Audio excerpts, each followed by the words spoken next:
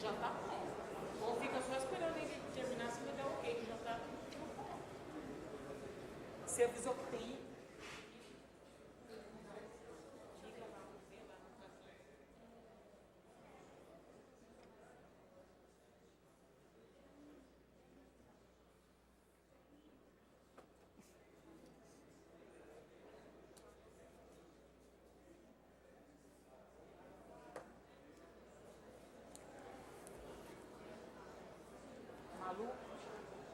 Malu?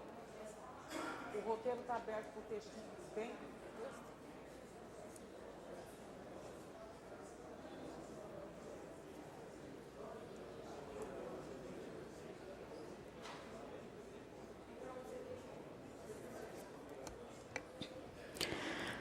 Autoridades, representantes de entidades de classe, trabalhadores em segurança pública, senhoras e senhores, boa tarde, sejam todos bem-vindos. A Assembleia Legislativa do Estado do Mato Grosso do Sul, por intermédio do deputado Pedro Kemp, nosso segundo secretário, em conjunto com o Sindicato dos Policiais Civis do Mato Grosso do Sul, Simpol, recebem todos nesta tarde para audiência pública sobre o tema Custódia de presos nas delegacias do Mato Grosso do Sul. Para compor a mesa dos trabalhos, vamos receber os proponentes. O excelentíssimo senhor deputado Pedro Kemp.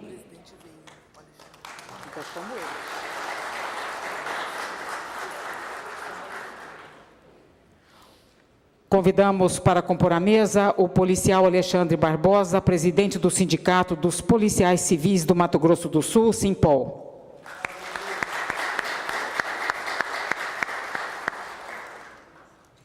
Convidamos para compor a mesa dos trabalhos desta audiência pública a assessora de Direitos Humanos da ONU, Organização das Nações Unidas, senhora Ângela Pires Terto. Representando o secretário de Justiça e Segurança Pública, Dr. Vantuir Francisco Brasil Jacini, convidamos o delegado André Matsushita, superintendente de Segurança Pública da Sejusp. Convidamos o excelentíssimo senhor, Dr. Francisco Neves Júnior, procurador de Justiça, coordenador das promotorias de justiças criminais e do controle externo da atividade policial. Convidamos o Dr. Paulo Henrique Paixão, coordenador do Núcleo de Primeira Instância de Atendimento a Presos Provisórios e Condenados, neste ato representando a Defensoria Pública Geral do Estado do Mato Grosso do Sul. Convidamos o delegado da Polícia Civil, Dr. Marcelo Vargas Lopes, presidente da Associação dos Delegados de Polícia do Estado do Mato Grosso do Sul, ADEPOL. Representando a OAB Seccional do Mato Grosso do Sul, convidamos o advogado Júlio César Marques, da Comissão de Advogados Criminalistas.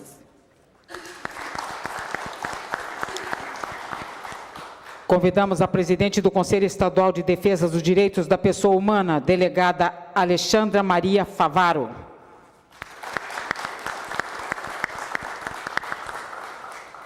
Convidamos o Dr. Marcos Takeshita, coordenador da Delegacia Geral da Polícia Civil, representando o Dr. Jorge Razanauskas Neto, delegado geral da Polícia Civil. Senhoras e senhores, convidamos todos para cantar o hino nacional, letra de Joaquim Osório Duque Estrada e música de Francisco Manuel da Silva.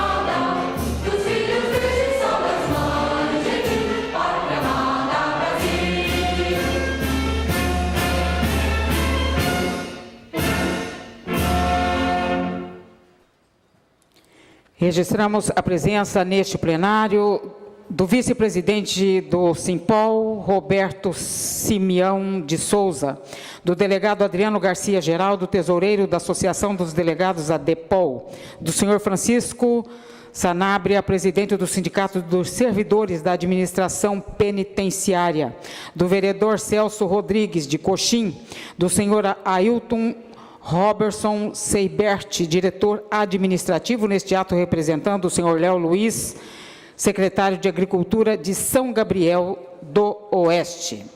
Esta audiência pública está sendo transmitida ao vivo pela TV Assembleia do Mato Grosso do Sul, TV a cabo da NET. Aqui em Campo Grande, Dourados, estamos ao vivo no canal 9, na Viraí, também ao vivo no canal 44. E pela internet no portal www.al.ms.gov.br. Para presidir os trabalhos da mesa, as boas-vindas e considerações, anunciamos o proponente, excelentíssimo senhor deputado Pedro Kemp.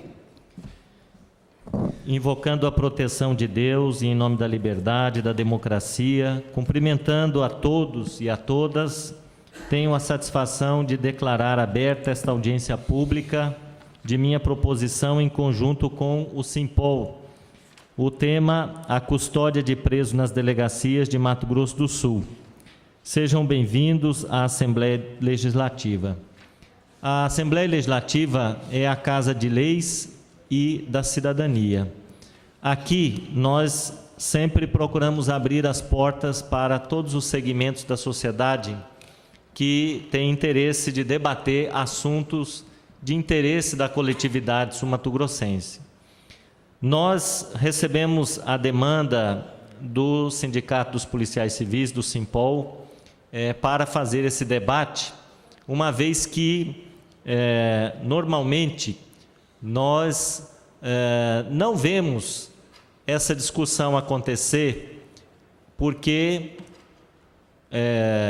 em geral, a situação dos presos e as condições de trabalho dos agentes da segurança pública, no caso aqui específico dos policiais civis, nem sempre tem sido pauta em discussões, e nós consideramos relevante esse debate, importante que ele seja feito.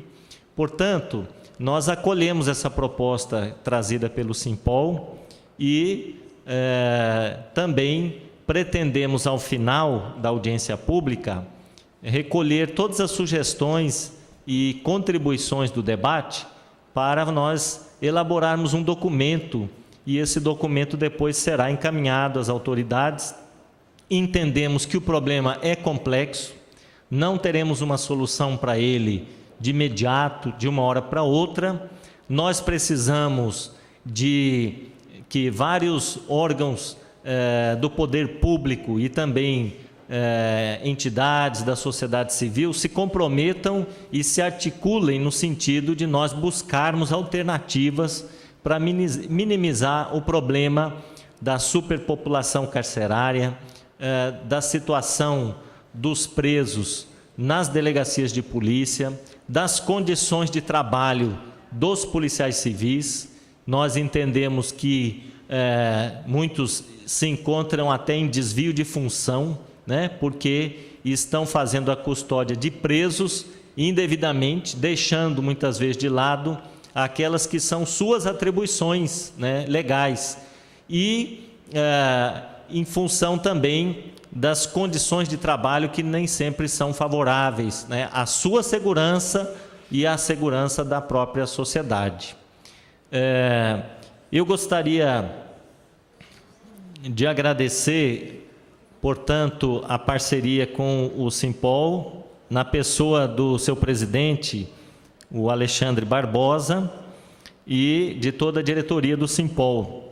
Queria agradecer muito a presença aqui da senhora Ângela Pires Terto, ela que é assessora de Direitos Humanos da ONU, que acolheu prontamente o nosso convite, veio de Brasília e está aqui para colaborar também com os debates. E é importante, estive conversando com ela hoje pela manhã, que nós discutamos o conceito de direitos humanos, muito deturpado na sociedade. Muitas vezes as pessoas costumam dizer que direitos humanos é defesa de bandidos. E com essa fala nós deturpamos muito aquilo que a humanidade produziu, talvez um dos mais belos conceitos que a humanidade já produziu, né? Direitos humanos é a defesa da vida e da dignidade de todas as pessoas, inclusive dos trabalhadores da segurança pública. Então, quando nós queremos fazer a defesa dos direitos da pessoa humana, nós também queremos fazer a defesa dos direitos dos policiais civis, militares, aqueles que estão aí para defender a sociedade, né? Então, claro também que direitos humanos discute melhoria nas condições dos presídios, das delegacias, porque é a defesa da dignidade da pessoa humana, né? Mas que nós tenhamos bem claro esse conceito e que saibamos utilizar essa luta da humanidade em benefício de todas as pessoas. Gostaria de agradecer Dr. André Matsushita, e é importante, Dr. André, a presença, né, do Poder Executivo, da Secretaria de Segurança Pública, aqui representada pelo senhor, e acho que nesse debate nós precisamos sempre ouvir também a posição do governo, aquilo que o governo tem para contribuir nessa discussão. Nós não queremos aqui simplesmente levantar problemas, né, fazer críticas, mas também fazer um diálogo, né, na busca sempre de soluções para os problemas, né. Gostaria de agradecer muito o doutor Francisco Neves Júnior, Procurador de Justiça, doutor Paulo Henrique Paixão, que está representando a Defensoria Pública, doutor Marcelo Vargas, da Associação dos Delegados de Polícia, o advogado Júlio César, representando aqui a OAB, e da delegada Alexandra, presidente do Conselho Estadual de Defesa dos Direitos da Pessoa Humana, doutor Marcos Takeshita, representando o doutor Jorge Razanauskas.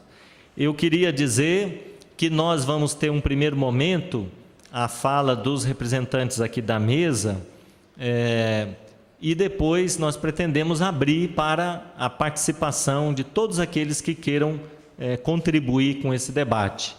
Todas as nossas falas estão sendo taquigrafadas e gravadas, e elas vão depois nos ajudar na elaboração do nosso relatório final, tá certo?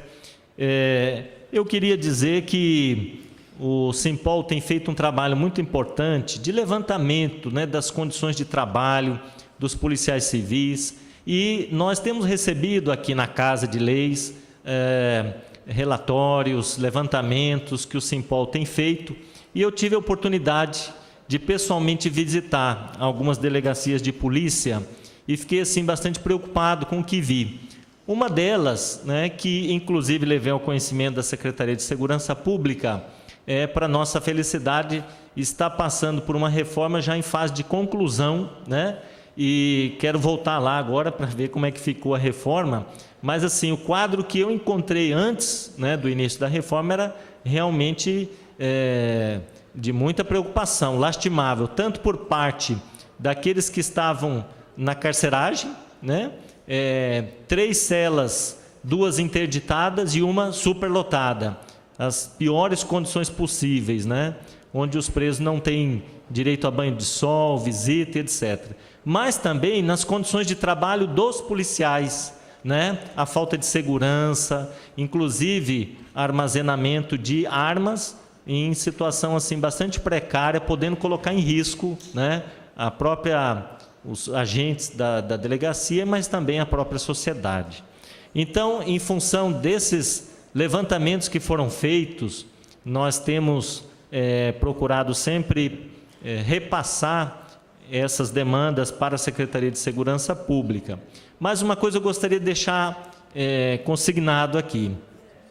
Nós não entendemos que a solução para a segurança, o combate à violência e o enfrentamento aos crimes passe apenas por construção de presídios e a prisão de todas as pessoas, né? Eu penso que aqueles apenados, de maior periculosidade para a sociedade, que estão ligados ao crime organizado, esses sim precisam estar, né, recolhidos em sistemas seguros, né, prisionais. Mas nós precisamos também discutir penas alternativas, a justiça retributiva, é assim que fala? Restaurativa, aliás. Justiça restaurativa, que nós já temos aqui no Estado, né? Mas precisa, sim, ser ampliada. Experiências. Hoje mesmo tive a oportunidade de apresentar aqui, durante a sessão, uma moção ao Tribunal de Justiça pela execução de um projeto, chama assim, Pintando Educação com Liberdade, onde presos, né, foram recrutados para reformar escolas, né? Eles têm a oportunidade de descontar o tempo da sua pena, com os dias trabalhados, né?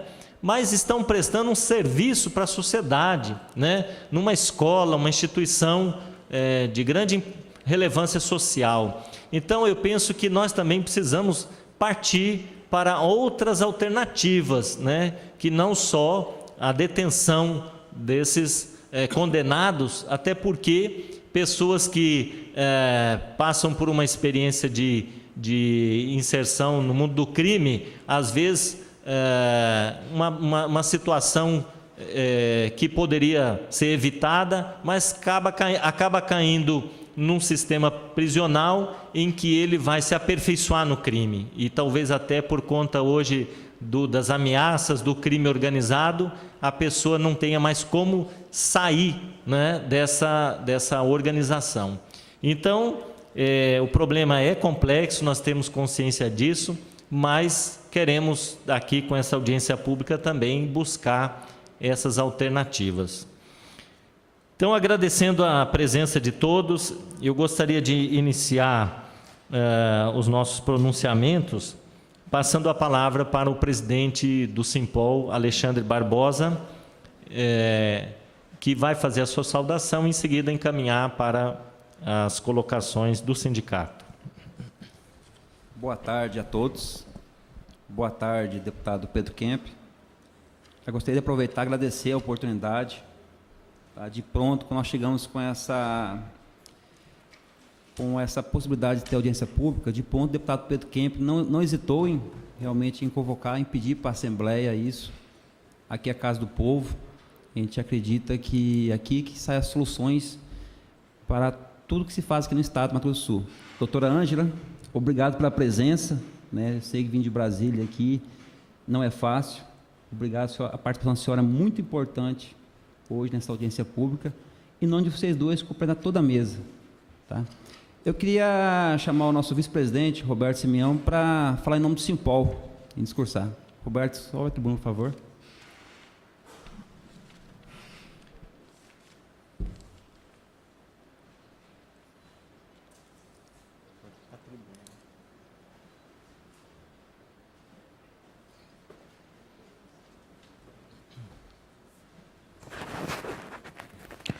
Boa tarde a todos.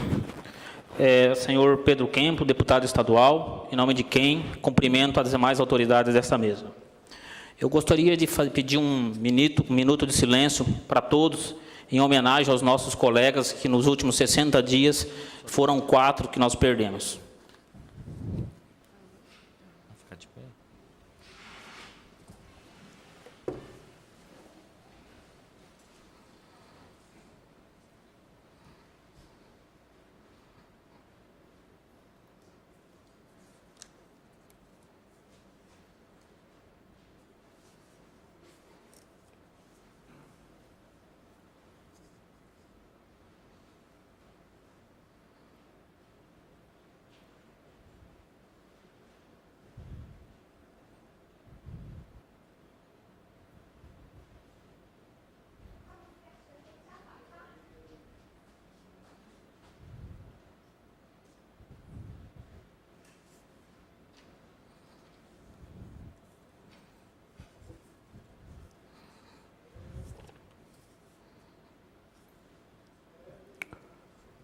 Ok, muito obrigado. Agora, senhores, eu gostaria de convidá-los a assistir um vídeo que nós temos da situação carcerária do estado do Mato Grosso do Sul, de várias delegacias de polícia do estado, principalmente do interior.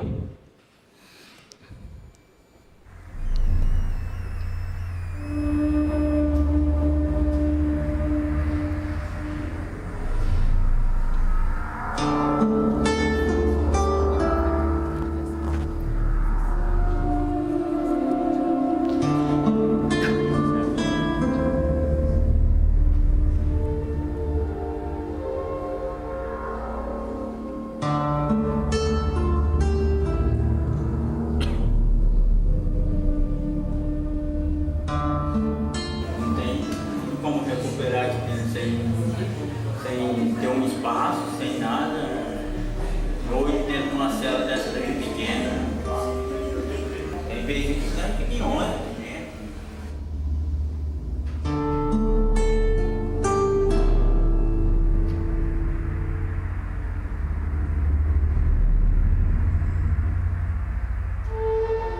Porque foi embora 11 hoje, mas nós estávamos aqui 12 aqui dentro. Aqui tem 18, se não me engano é 20 aqui.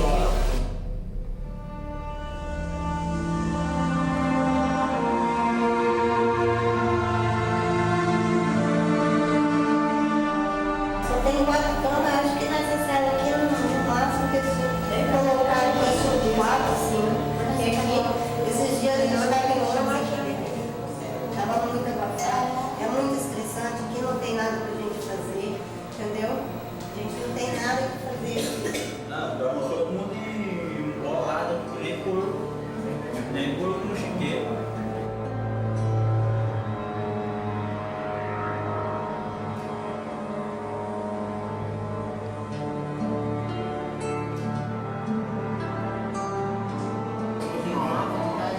É um cheiro mau e tem um esgoto aqui, ó, tá aqui não tem condição quando vai bater a marmita, a cascuda, não tem nem condição do cheiro, que dá até propugnação pra nós. Tem espaço Não pra tem nada. espaço nem pra nada.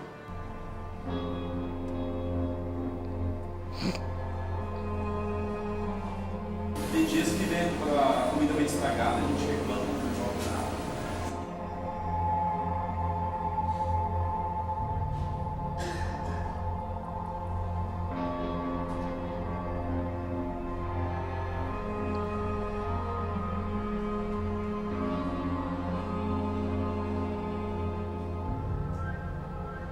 Aqui depois que é casado, ele pede a mulher lá fora porque não tem visita ainda.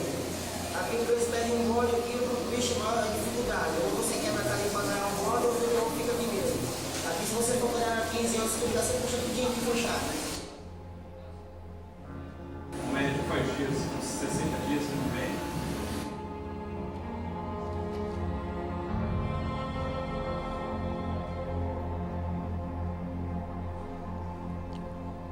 Porque todo mundo está doente, se precisando de atendimento, eles não vão não. Se alguém passar mal para nós dar um socorro aqui, ó, ou nós quebra aqui essas grades aqui, você pode ver a situação tá toda abalada aí, ó, ou então morre aqui dentro.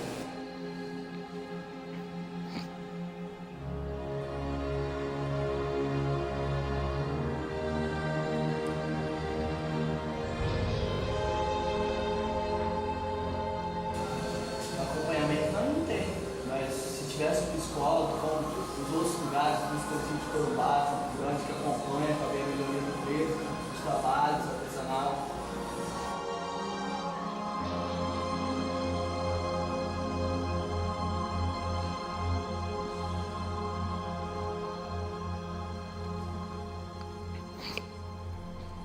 O banho de sol é raro, isso aí. Nós estamos com 4 semanas, essa semana vai estar com sensual. Banho de sol aqui não existe, até então porque uma vez por semana, que ele não tem estrutura, mas sempre tem um policial só que cuida dele para dar banho de sol. Aqui eu sinto um bicho preso aqui dentro. Que nem chiqueira, que tem que ter a Parece urgência de cheiro quê? de porco, que não é porco, mas é Não um tem porco, né? ventilação. Nós temos. A gente vai estar fazendo alguma coisa que utiliza, trabalha, mais melhorar a nossa mente, para nós sair por favor, para melhorar. Usar mais de médico, as coisas que nós vamos precisar, assistência social, psicólogo, mais trabalho para nós fazer.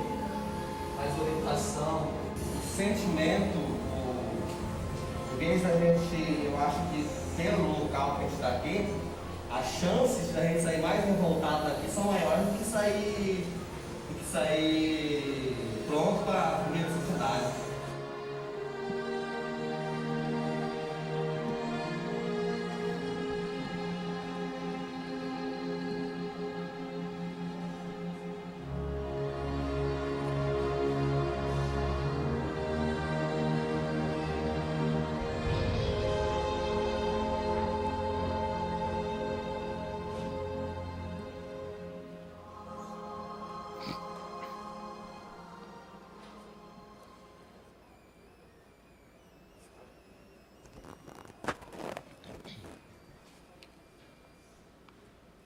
Pois bem, senhores, esta é a nossa realidade no estado de Mato Grosso do Sul. E nesta situação mostrada no vídeo, podemos perceber que existem inúmeros prejudicados. O policial civil que desempenha a função que não é sua e convive diariamente com situações que o tornam herói. Os presos que convivem em situações subhumanas encarcerados nas celas das delegacias. A família desses presos que sofre com tais condições sem nada poder fazer, e a população, que com os presídios e delegacias lotadas, convivem diariamente com a insegurança. A razão da nossa presença aqui é demonstrar que os reflexos disso ultrapassam os muros dos presídios das delegacias e atingem diretamente nossa sociedade. Não é possível mais autoridades e público em geral simplesmente virar o rosto e fingir que isto não acontece, ou que só diz respeito a um submundo obscuro e distante da nossa realidade. Os presos custodiados pela Polícia Civil ficam em espaços físicos inadequados, sem direito a banho de sol, assistência material, religiosa, ao trabalho, educação e assistência social.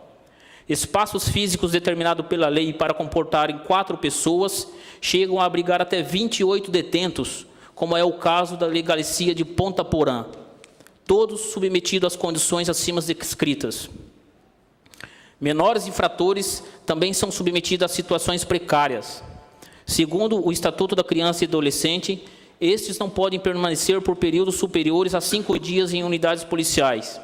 Porém, alguns cumprem medidas socioeducativas por períodos de até 45 dias e muitas vezes misturados com outros presos, o que afronta a legislação infraconstitucional e aos tratados internacionais. Outro grave exemplo que ocorre são presos condenados custodiados com outros presos provisórios. Há casos que em delegacias de polícia do interior abrigarem suas celas condenados provisórios e pessoas presas por dívidas cíveis. E ainda, pasmem, mulheres no mesmo espaço físico, separadas apenas por uma grade, gerando, inclusive, relatos de manutenção de atividade sexual entre os presos. O Judiciário da cidade de Dourados interditou a unidade de internação de menores, alegando falta de condições para manutenção dos mesmos naquele local e proibindo a entrada de outros menores.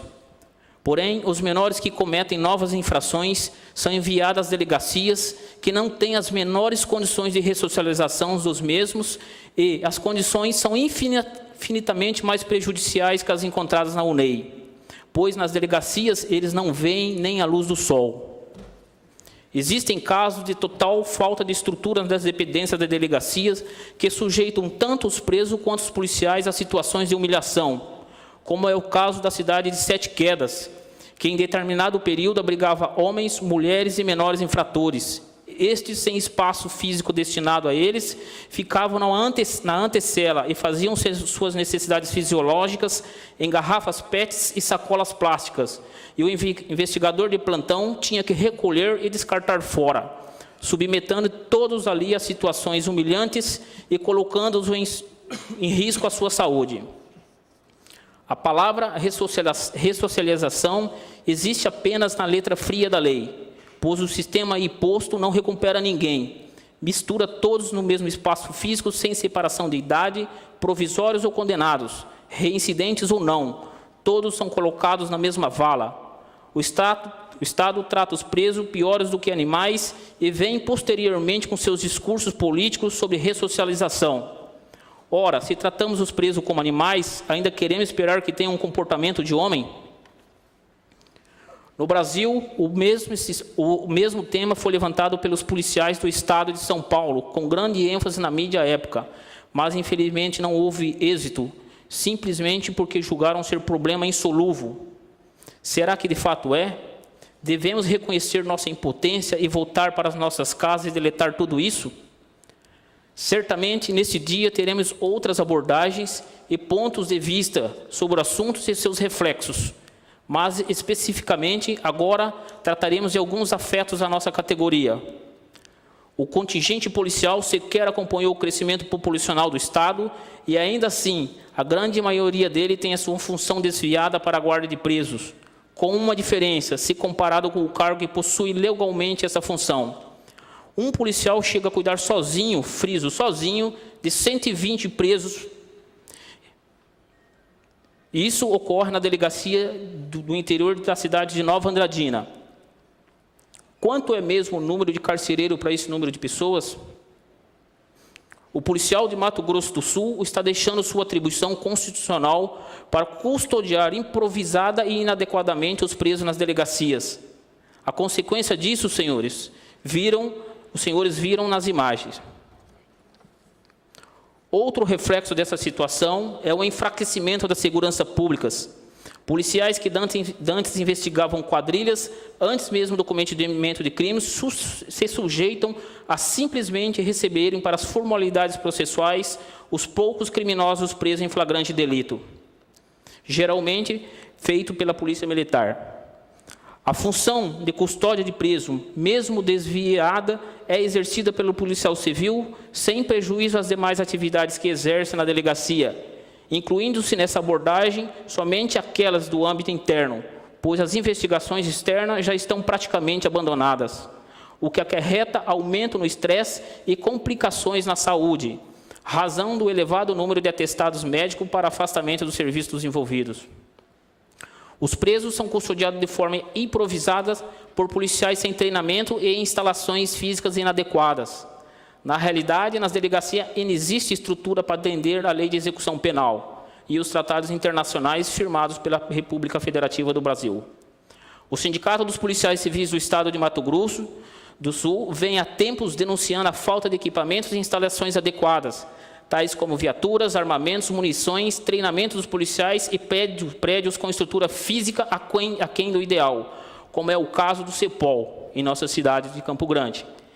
Em muitos casos, observamos não só a falta de recursos materiais, mas também a falta de recursos humanos, que tem afetado a tarefa constitucional da Polícia Civil, que é a repressão aos delitos através da investigação realizada no curso do inquérito policial e da prisão dos envolvidos após a determinação judicial para cada caso em concreto. Assim, senhoras e senhores, após relatos e exemplos claros da realidade da situação, custódia de presos nas delegacias de Polícia Civil, o Sindicato dos Policiais Civis do Estado de Mato Grosso do Sul deixa suas considerações e reflexão para a sociedade, para as autoridades. Muito obrigado pela atenção.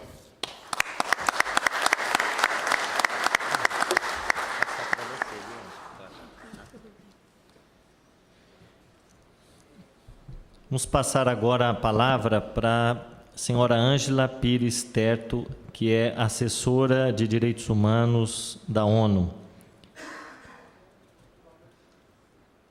Em seguida, nós vamos passar a palavra para o Dr. André Matsushita, representando aqui a Secretaria de Justiça e Segurança Pública. Doutora Ângela.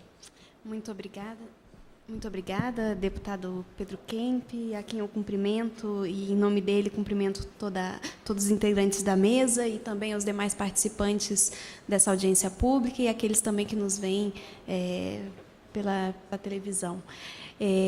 Eu gostaria de agradecer inicialmente ao convite e me foi solicitado que eu trouxesse uma visão geral com relação aos instrumentos de direitos humanos e também mecanismos no sistema internacional de proteção relacionados às questões das pessoas privadas de liberdade. Então, é o que eu trago aqui. eu trago uma fala que vem das Nações Unidas, né? E para começar, eu gostaria de, até para cumprir com o que me foi solicitado, falar um pouco de direitos, do que são os direitos humanos, né? Do que a gente está falando. Claro. Então, a gente está falando de direitos que são inerentes à pessoa humana, ou seja, o fato de ser humano já lhe dá direito aos direitos humanos. Os direitos humanos são interrelacionados, são interdependentes, são indivisíveis. E o que eu quero dizer com isso? Eu quero dizer que o direito, por exemplo, à alimentação, sem o direito à saúde, ele não resulta no cumprimento efetivo dos direitos humanos. Então, a gente precisa do cumprimento de um conjunto de direitos para garantir a dignidade da pessoa humana. Por isso, não é possível dividir os direitos, assim como não é possível dividir o ser humano. Nós somos integrais, somos um conjunto de elementos e vários fatores que conjugam para isso. Eles são universais, ou seja, toda pessoa é sujeita de direito, independente, inclusive as pessoas presas, policiais, professores, todas as categorias profissionais, homens, mulheres, independente de orientação sexual, raça, cor, etnia, enfim, todos os seres humanos, eles merecem o gozo dos direitos humanos.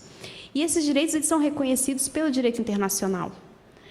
Então, o que eu vou trazer aqui hoje é o que a gente tem como normas internacionais e que são incorporadas ao ordenamento jurídico nacional também, que reconhece os direitos humanos. Essas normas, elas obrigam aos Estados, partes das Nações Unidas, como o Brasil, e todos os seus agentes, ou seja, todos os agentes do Estado, eles são responsáveis pela realização dos direitos humanos. Eles devem conhecer e aplicar essas normas. Então, alguns exemplos de direitos, né, como eu já havia mencionado, direito à vida, direito à integridade física, segurança pessoal, alimentação, saúde, trabalho, são apenas alguns dos muitos direitos reconhecidos internacionalmente. E esses direitos, claro, geram obrigações, como proibição de execuções extrajudiciais, proibição de tortura e maus-tratos, proibição de detenções arbitrárias e a obrigação de assegurar o acesso a serviços de saúde, por exemplo. Aqui eu trago alguns direitos relacionados com o tema dessa audiência pública de hoje. E aí eu gostaria de destacar alguns instrumentos internacionais que se relacionam à conversa que estamos tendo aqui hoje, né? O primeiro desses instrumentos que eu gostaria de destacar é o Pacto Internacional de Direitos Civis e Políticos, que é um documento que foi construído internacionalmente ainda na década de 60 e que foi ratificado pelo Brasil no ano de 1992. O artigo 10º desse instrumento, ele destaca que toda pessoa privada de sua liberdade deverá ser tratada com humanidade e respeito à dignidade inerente à pessoa humana. Ou seja, quando a pessoa ela é condenada, ela tem uma medida de restrição de liberdade, ela tem restringida a liberdade. Todos os outros direitos, eles devem seguir sendo respeitados. O Pacto Internacional de Direitos Civis e Políticos, ele avança e estipula também que as pessoas processadas devem ser separadas, salvo em casos excepcionais, separadas das pessoas condenadas, receber tratamento distinto, condizente com a sua condição de pessoa não condenada. Fala também que as pessoas processadas jovens deverão ser separadas das adultas e julgadas o mais rápido possível. Fala também que o regime penitenciário é um tratamento cujo objetivo principal seja a reforma e reabilitação moral. Então, o encarceramento, ele não tem um fim em si mesmo, né? Então, as pessoas estão reclusas, separadas por aquele momento, mas ele não deve ser um fim em si mesmo. O próximo, por gentileza. Os mecanismos do comitê têm interpretado esse artigo 10, orientando os governos na sua aplicação. Dentre essas orientações, eu gostaria de destacar algumas, né? Então, A partir do artigo 10, se depreende que há uma proibição de qualquer outra restrição que não seja inerente da própria privação da liberdade. Ou seja, qualquer restrição de alimentação ou de, enfim, qualquer outro direito, essa restrição ela é ilegal. Então, a restrição é a restrição da liberdade. Também na interpretação se reforça a garantia do respeito à dignidade das pessoas privadas de liberdade, nas mesmas condições das pessoas livres.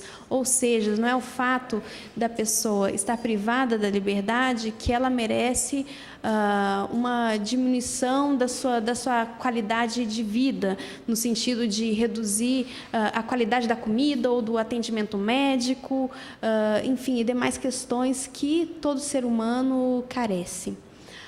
O tratamento humano, esse tratamento humano, ele não pode depender exclusivamente dos recursos materiais do Estado. Existem determinados tratamentos que eles independem desses recursos. Eles devem ser aplicados sem qualquer distinção, como eu mencionei anteriormente, de sexo, raça, cor e qualquer outra forma de discriminação. É fortemente recomendado uma supervisão dos estabelecimentos de reclusão por instituições independentes.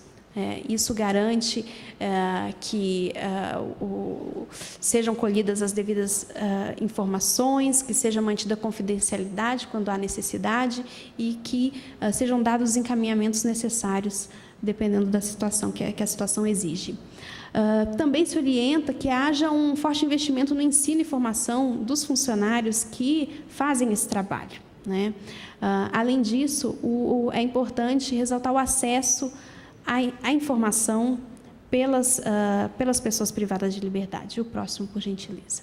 Além disso, eu gostaria de destacar dois outros instrumentos internacionais de extrema relevância, que são a Convenção Internacional contra a Tortura e outros tratamentos cruéis, desumanos e degradantes, e o seu protocolo facultativo, que destacam, eles detalham o que seriam essas situações, né, solicitando aos Estados que adotem medidas legislativas, administrativas, judiciais e outras medidas, todas as medidas possíveis no sentido de prevenir,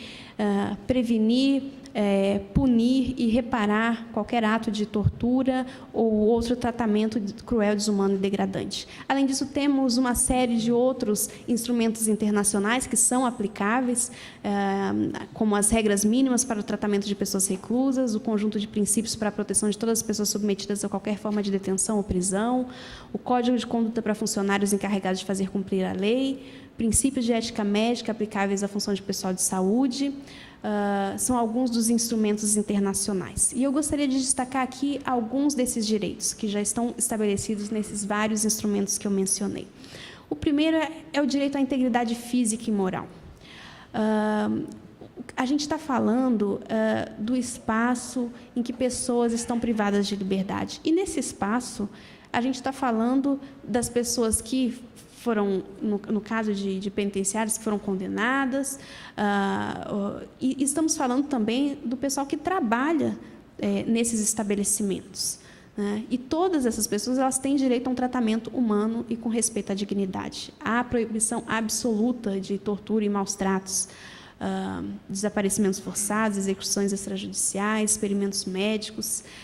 Esses lugares de restrição de liberdade, eles devem ser publicamente reconhecidos, ou seja, não podem existir lugares que não se conhecem, lugares secretos. Todas as pessoas que ingressam nesses lugares, elas devem ser registradas, devem passar por exames médicos ao ingresso, deve constar uma informação escrita sobre o regime de reclusão daquelas pessoas, ou seja, e ter informação completa sobre o lugar de custódia, o acesso aos familiares, representantes legais e missões diplomáticas em se tratando de pessoas estrangeiras. Elas devem ter direito a um nível de vida adequado. Os locais destinados à reclusão dessas pessoas, eles devem observar algumas características que garantam suficiente volume cúbico de ar, superfície mínima, iluminação, calefação, ventilação, cama individual, roupa de cama, uma alimentação de boa qualidade, em quantidade suficiente, água potável, roupa limpa, instalações para lavar e secar roupa. E quando eu menciono todas essas questões, todas essas características, é lembrando mais uma vez que a restrição é da liberdade, é apenas da liberdade, não é dos outros direitos. O direito à saúde, né, o desfrute do mais alto nível possível de saúde física e mental. Há uma preocupação grande das Nações Unidas com relação às condições de saúde no contexto de encarceramento, de um modo geral. Muitas vezes, as condições inadequadas, elas colaboram para proliferação de epidemias e casos que envolvem não somente aquelas pessoas que estão em cumprimento de pena, mas que atingem os trabalhadores que estão nesses ambientes, né, que depois têm o contato com seus familiares, com o mundo externo, e há uma proliferação dessas doenças, como, por exemplo, a tuberculose, né? Então, deve ser garantido o tratamento médico nesses espaços, instalações médicas adequadas, serviço psiquiátrico e odontológico, que haja a garantia de que pessoas com deficiência mental elas possam estar em instituições especializadas, né? Ou seja, é necessário que, com relação à saúde, a essas pessoas sejam garantidas a mesma qualidade de tratamento das pessoas que não têm a sua liberdade restringida. E aí, destacando questões de segurança, né, as prisões devem ser lugares seguros, e mais uma vez eu ressalto, seguros tanto para as pessoas privadas da liberdade, quanto para as pessoas que trabalham nesses espaços, né? Muitas vezes o uso da força precisa ser aplicado e é uma medida de último recurso, no sentido de conter conflitos dentro desses estabelecimentos, mas deve ser o último recurso. Há proibição pelo direito internacional do uso de correntes e algemas no contexto da manutenção dessas pessoas presas nesses espaços, que devem ser usadas, algemas, por exemplo, somente durante os translados, que devem ser quando há uma apresentação a outra autoridade. O próximo. Então, reforçando as medidas de ordem e disciplina internas desses espaços, elas devem ser implementadas de acordo com a necessidade. Então, para isso, é importante que esses espaços eles tenham a mínima condição de segurança e de vida digna para as pessoas que estão sob alguma medida, cumprindo uma condenação, e assim, da mesma forma, com relação àquelas pessoas que trabalham. Fica proibido qualquer tipo de pena corporal, o isolamento, redução de alimentos, uso de meio de coação como sanções, são todos proibidos pelo direito internacional.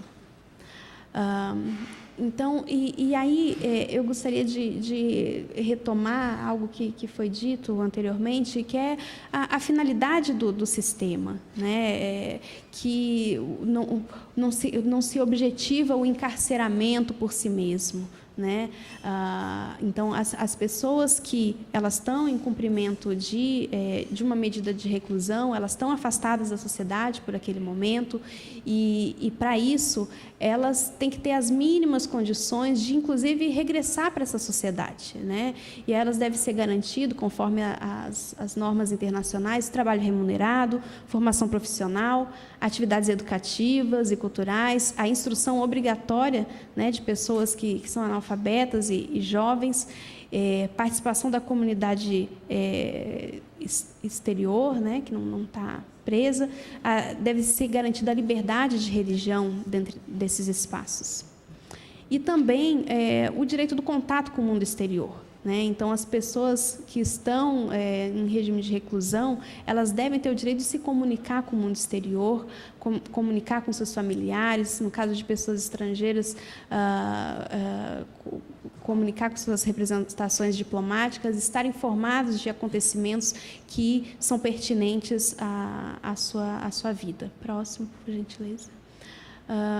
E caso essas pessoas tenham os seus direitos violados, elas têm os direitos de registrar os fatos, de buscar a investigação, de buscar a reparação, punição desses casos. Próximo. E aqui eu gostaria de destacar um pouco os mecanismos de direitos humanos que existem nas Nações Unidas, né? Então, nas Nações Unidas, nós temos mecanismos convencionais e os chamados extraconvencionais, né? A partir dos tratados, como os que eu mencionei aqui, o Pacto Internacional de Direitos Civis e Políticos e também a Convenção contra a Tortura, eles têm órgãos específicos para monitorar a implementação desses tratados. Então, por exemplo, o Comitê contra a Tortura acompanha o avanço nos países e também recebe casos, denúncias de violações que indicam que o Estado não está conseguindo avançar na garantia daqueles direitos, evitar a tortura ou tratamentos cruéis, desumanos e degradantes. Como mecanismos extraconvencionais, em 2006 houve uma reforma nas Nações Unidas que criou o Conselho de Direitos Humanos. Anteriormente era uma comissão. E esse conselho sofria muitas críticas, porque com relação a uma suposta seletividade que havia na análise dos casos dos países. Então, hoje, o que existe foi instituído um procedimento especial chamado Exame Periódico Universal e os países, a cada 4 anos, os países eles são questionados pelos seus pares, ou seja, o Brasil, por exemplo, ele é questionado por outros 3 países que analisam a situação do Brasil, analisam a situação de direitos humanos, e no momento de debate todos os países que compõem as Nações Unidas podem fazer recomendações ao Brasil. E em 2012, o Brasil passou por esse momento de recomendações e recebeu 170 recomendações de países com relação à situação de direitos humanos. 14 delas foram sobre pessoas privadas de liberdade. Então, além do Conselho de Direitos Humanos, como eu mencionei anteriormente, existe o Comitê contra a Tortura, um subcomitê de prevenção da tortura e também uma relatoria especial contra a tortura. Em 2001, foi quando o relator especial contra a tortura esteve no Brasil, identificou mais de 300 casos de tortura e maus tratos no Brasil, casos que têm sido acompanhados pelas Nações Unidas até hoje. O protocolo facultativo da Convenção contra a Tortura, ele traz um instrumento muito singular, que é o estabelecimento de um sistema de visitas regulares a lugares de privação de liberdade, com vistas a prevenir a tortura e os maus tratos. No âmbito internacional, esse mecanismo ele existe no âmbito internacional e acontecem visitas regulares aos países. No ano de 2011, o Brasil recebeu uma visita desse subcomitê. No âmbito nacional, é prevista a criação de um mecanismo nacional de prevenção à tortura. Tudo isso com o objetivo... Consigo, estou no final. Tudo isso no sentido de romper o isolamento dessas pessoas, identificar os problemas e encontrar soluções. Próximo, por gentileza. Como eu mencionei, em 2011, o Brasil foi visitado, inclusive, uma das recomendações que este mecanismo fez ao Brasil foi com relação a delegacias, o uso de delegacias para o cumprimento de pena, né? E o comitê se manifestou com relação à total inadequação das delegacias como espaço para cumprimento de pena de pessoas privadas de liberdade. Próximo, por gentileza. Então, o Brasil, hoje, ele está num momento de construção do seu Mecanismo Nacional de Prevenção à Tortura, né, tendo ratificado esse protocolo em 2007. O Brasil, somente agora, em dezembro, ele promulgou uma lei criando esse mecanismo, e agora, em março, as instituições foram indicadas, selecionadas, na verdade, para compor esse mecanismo. O que é esse mecanismo? É um mecanismo independente, seja funcional, pessoal, financeiro, de qualquer órgão da administração, um mecanismo com pessoal com conhecimento técnico, uma equipe multidisciplinar, com equilíbrio de gênero e que observa a questão das minorias, o próximo, que tem a função de fazer visitas periódicas a qualquer espaço de privação de liberdade, desde das penitenciárias até estabelecimentos psiquiátricos e que abrigam adolescentes infratores. Esse mecanismo tem a função de apresentar propostas e observações normativas de mudança de legislação e de cooperação entre os diversos atores. O próximo. Isso eu já falei, próximo, por gentileza. E esse mecanismo deve ter acesso irrestrito a todos os lugares e instalações, acesso irrestrito a toda a informação e possibilidade de entrevistar todas as pessoas. Então, o Brasil, hoje, está avançando na constituição de mecanismo, que nós vemos como um avanço muito positivo, que busca reunir todas as informações e no sentido de avançar para garantir uma vida digna àquelas pessoas que estão privadas de liberdade. Próximo. Por fim, até fazendo referência à situação trazida pelo Simpol, eu tive a oportunidade de, agora, durante essa visita, conhecer um pouco da realidade, estou tendo essa oportunidade agora de conhecer a realidade aqui do Mato Grosso do Sul, e é uma situação muito complexa, que, a meu ver, não requer somente uma solução, uma instituição para dar resposta, mas que sim requer a colaboração dos vários atores. Então, por isso, eu espero que, a partir dessa audiência pública, que o Estado do Mato Grosso do Sul ele possa avançar no diálogo entre os diversos atores, na busca, no encontro, né, de soluções que consigam mesmo garantir os direitos humanos, tanto das pessoas em situação de reclusão, quanto daqueles trabalhadores que desenvolvem essas funções atualmente. Muito obrigada.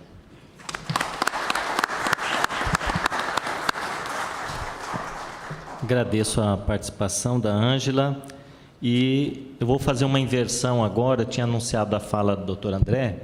Em função de compromissos previamente assumidos, o doutor Marcelo Vargas pediu para fazer uso da palavra. Então, com a palavra, representando aqui a Associação dos Delegados.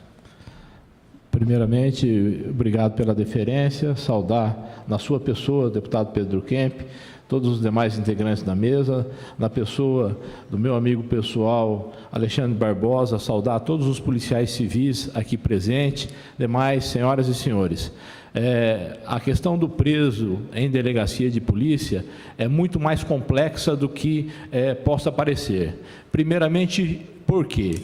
Porque a delegacia de polícia não foi concebida para custodiar preso. Estruturalmente, ela é inadequada para a custódia de preso. Delegacia de polícia foi concebida, as estruturas das delegacias de polícia do Brasil, não só de Mato Grosso do Sul, são concebidas para a custódia provisória do preso durante a lavratura do auto de prisão em flagrante, durante o cumprimento do mandado de prisão preventiva ou temporária, ou durante o período que interessar a investigação criminal. Então, são situações pontuais, temporárias e precisas. O que acontece hoje no Mato Grosso do Sul, e infelizmente na maioria dos estados brasileiros, é que delegacia de polícia, erroneamente, tem sido tratada como cadeia pública, o que de fato não é, segundo a legislação própria. Então, nós temos que ter isso em mente, e nós precisamos, antes de mais nada, ter consciência de que o policial civil, ele não foi preparado, ele não está adequadamente preparado, e ele enfrenta um conflito interno, porque ele não tem essa atribuição de custódia de preso. Ele tem a função de investigar e de retirar aquele cidadão infrator do meio da sociedade e não de custodiá-lo. Então ele prende o cidadão na rua e depois ele é obrigado a atender aquele cidadão em todas essas necessidades que os direitos humanos exigem e são corretas, e ele se vê num conflito. Por quê? Ele tirou esse cidadão do convívio social, trouxe para uma delegacia, depois ele tem que levar a alimentação, ele tem que dar a descarga no banheiro, ele tem que abrir o chuveiro para o banho, e assim ele vive aquele conflito diário e acaba frustrando o policial, e ele se vê completamente desestimulado para a função pela qual ele prestou o concurso público, pela qual ele tem atribuição, pela qual ele é vocacionado para fazer, que é justamente a investigação criminal. Então, é um equívoco muito grande no Brasil tratar delegacia de polícia como cadeia pública, estruturalmente inadequada. As imagens trazidas aqui por si só são mais do que suficientes para demonstrar a realidade, são mais do que suficientes do que 1000 palavras. Então, quero parabenizar o Simpol pela iniciativa, parabenizar essa casa pela iniciativa. Pena que não existem mais outros deputados aqui presentes para poder tratar desse assunto de tamanha envergadura, porque a questão da segurança pública não passa só pela segregação do autor do convívio social, ela é muito mais complexa do que isso. O Estado precisa de políticas sérias e comprometidas com a segurança pública. Esse desvio de função, a custódia de presos em delegacias, é só um pedacinho do iceberg. O problema de segurança pública é muito mais complexo do que isso. E a gente fala disso com muita frustração, porque eu exerci nos últimos 5 anos o cargo de diretor de polícia do interior aqui no Estado. E nós testemunhamos que, apesar dos esforços do governo do Estado, muito pouco tem sido feito para a solução do problema, ou praticamente quase nada. É óbvio que não tem como exigir que o Estado construa presídios do dia para a noite, que faça unidades prisionais adequadas, administradas pelo sistema penitenciário do dia para a noite. Mas precisa haver um plano estratégico de construção e edificação de unidades prisionais dentro, pelo menos, das cidades polos, das sedes regionais, para abrigar presos de municípios pequenos. Hoje, estruturalmente, o Estado, além de não poder, de imediato, construir presídios em todas as unidades, ele não pode prover as unidades policiais civis de efetivo suficiente para que ele continue custodiando os presos e ainda exerça as funções de polícia judiciária. Então, é preciso um plano estratégico. A ADEPOL está elaborando um diagnóstico de toda essa situação. O Simpol é nosso parceiro nessa análise, nesse diagnóstico. Nós pretendemos entregar para todos os candidatos que disputarão o governo do Estado um trabalho desse diagnóstico completo e de alguns indicativos de providências que o Estado deve tomar. Então, precisa de políticas de Estado fortes e eficientes, e não políticas de governo para a solução de problemas pontuais da segurança pública. A segurança pública é um problema que vem batendo a porta, não só do cidadão da periferia, mas vem batendo a porta também do cidadão que mora em condomínio fechado, de todos nós, quem aqui não foi vítima de um crime, de um furto que seja, de um crime contra o patrimônio, que é o crime que mais assola a sociedade brasileira, precisam fazer medidas efetivas, precisa tratar a segurança pública de forma mais dinâmica. Talvez a solução para o problema fosse, a exemplo da saúde e da educação, a vinculação orçamentária. Sequer o Brasil tem um Ministério da Segurança, nós temos o Ministério da Pesca, vários outros ministérios, mas a política brasileira não trata a segurança pública com o devido respeito que deveria tratar. Então, fica aí a reflexão, parabenizar a Ângela pelas suas palavras. tenho certeza que o sistema penitenciário do Estado do Mato Grosso do Sul tem plenas condições de cumprir todo esse regramento dos direitos humanos, mas infelizmente nós, policiais, não temos estrutura adequada para dar cumprimento a esse regramento e, não, acima de tudo, não temos treinamento adequado para esse fim, e isso causa um conflito muito grande para o policial e o frustra no desenvolvimento do seu trabalho. Muito obrigado.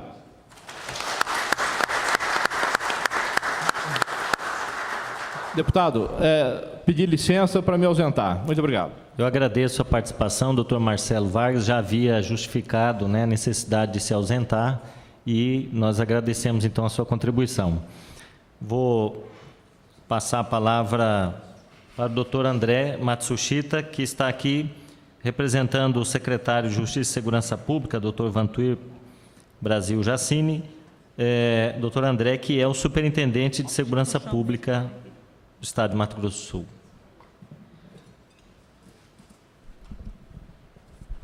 Toda a solução agora do problema.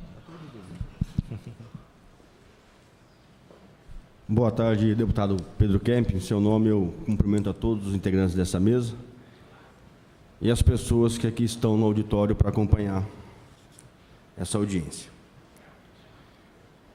que é de suma importância, porque é uma audiência pública que tem uma particularidade. Todos que estão aqui têm o mesmo interesse, que é a justiça, que é o bem comum. Então não há aqui uma lide, não há aqui uma disputa de interesses, mas sim uma convergência de interesses, e que nós precisamos apenas alinhavar alguns detalhes. Isso é muito importante. E gostaria de fazer um pequeno comentário com relação à fala da senhora Ângela Pires, da ONU de Direitos Humanos, que me deixou bastante feliz. Eu sou delegado de polícia e sou policial há 26 anos. E é a primeira vez que eu vejo publicamente uma militante de direitos humanos incluir-nos como protagonistas de direitos humanos.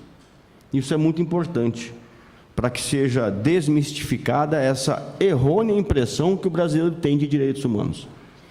Então, parabéns por essa visão e espero que ela seja disseminada entre os demais militantes dessa área do conhecimento. Isso é muito importante.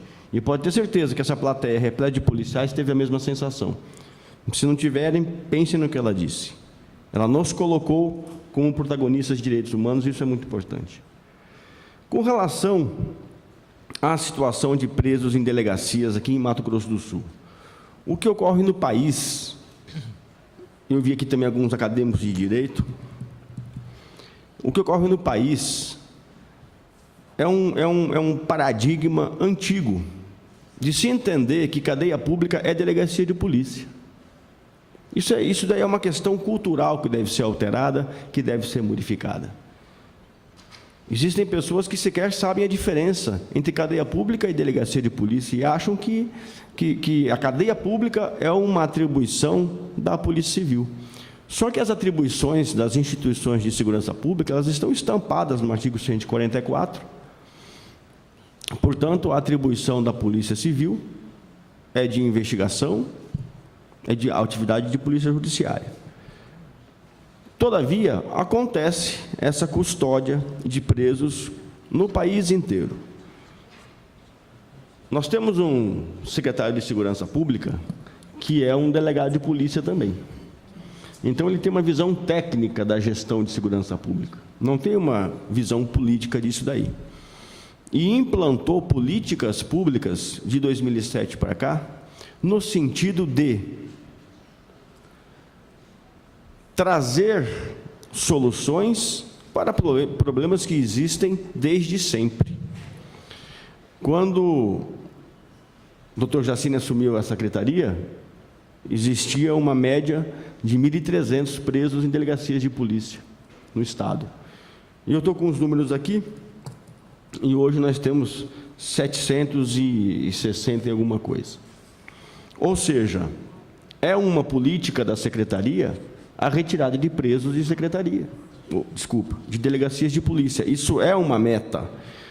Mas, como já foi dito por todos aqui, não é uma meta que se consegue de hoje para amanhã. Uma das características do atual governo é a responsabilidade orçamentária, que, em outras palavras, é gastar só o que tem. Portanto, tudo tem sido feito, muitas vezes, não na velocidade que nós gostaríamos de ver, mas na velocidade que é possível se fazer na gestão pública.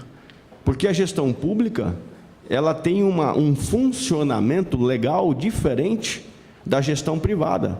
Vale dizer, se eu quiser comprar um carro e tiver dinheiro, eu vou lá amanhã e compro.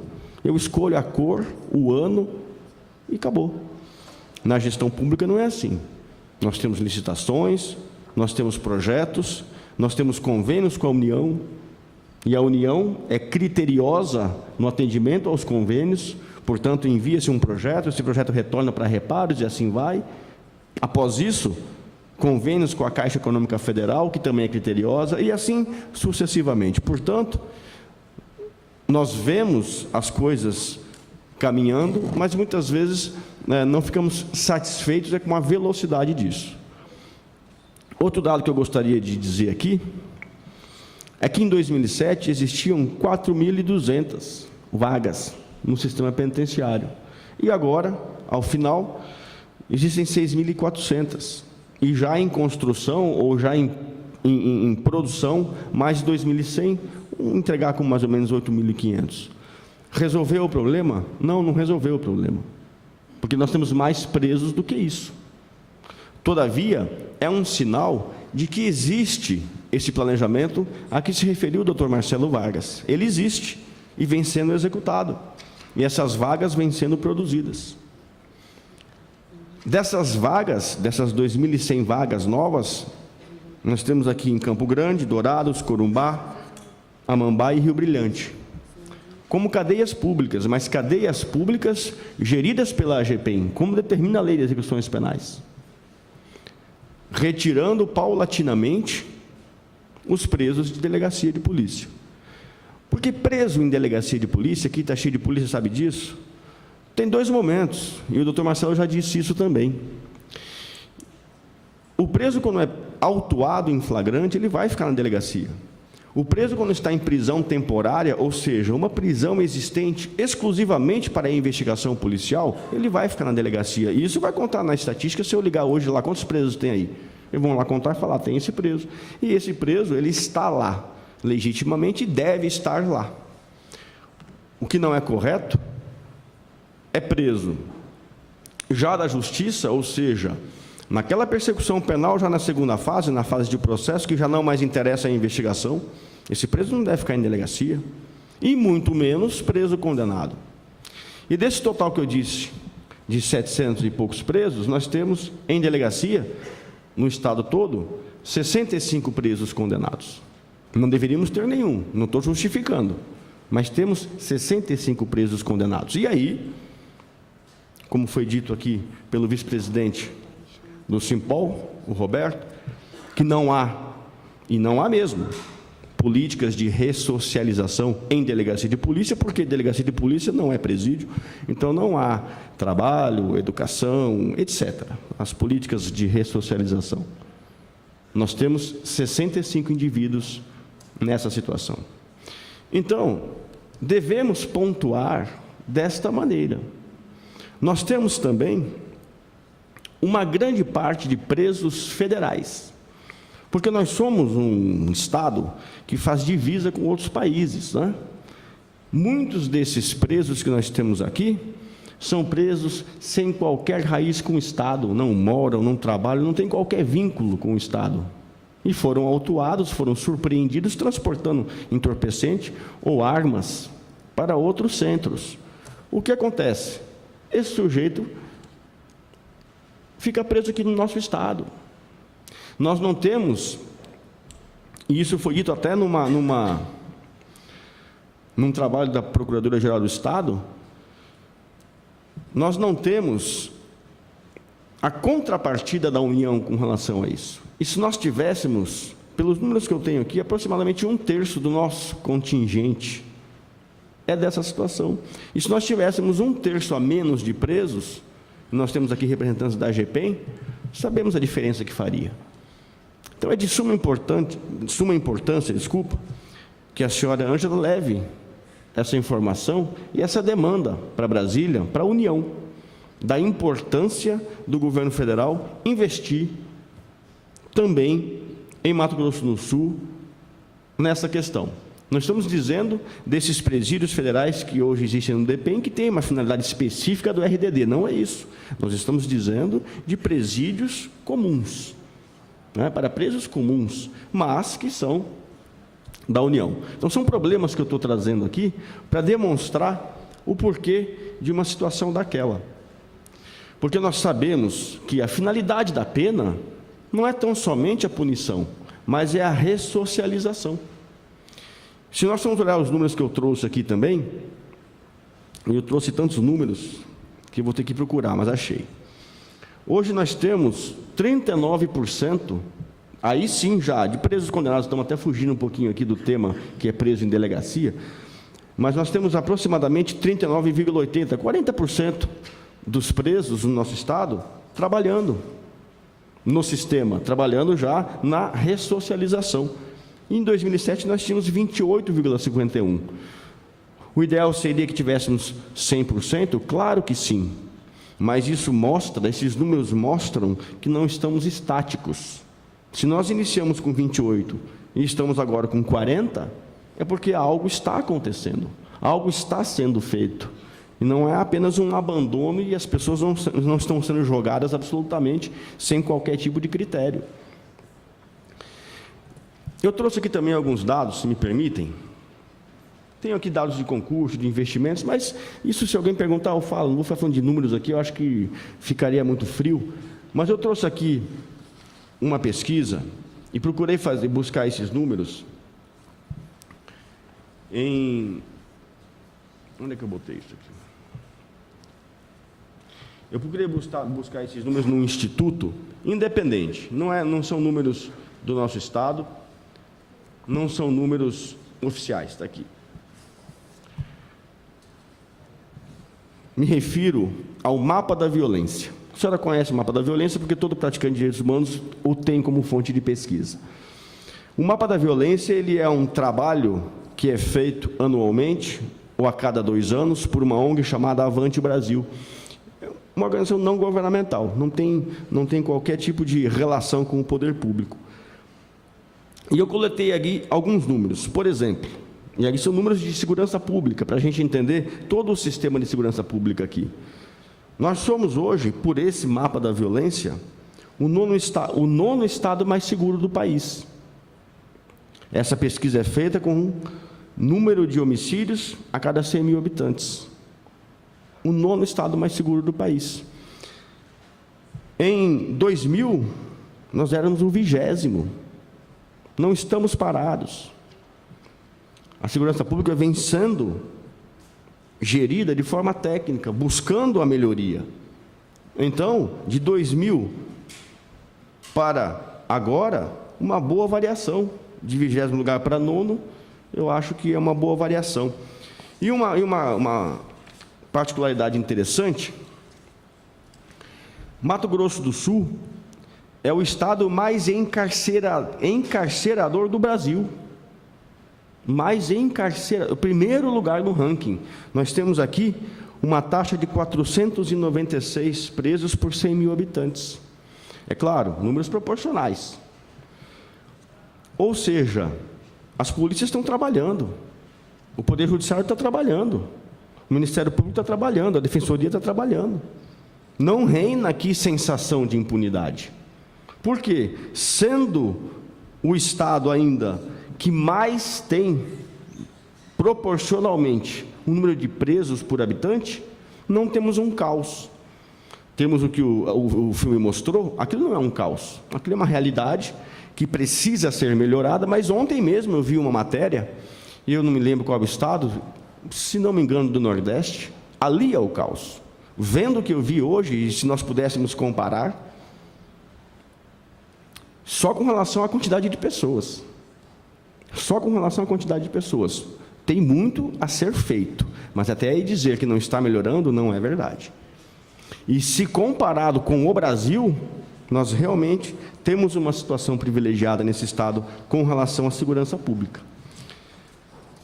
Esses dois números que eu trouxe aqui, com relação à nossa colocação no ranking de segurança no país, e esse fato bastante interessante de que somos o Estado com o maior número de encarceramento por habitante, eu fiz questão de trazer para mostrar de forma objetiva que estamos nos movimentando para melhor. Muito embora nem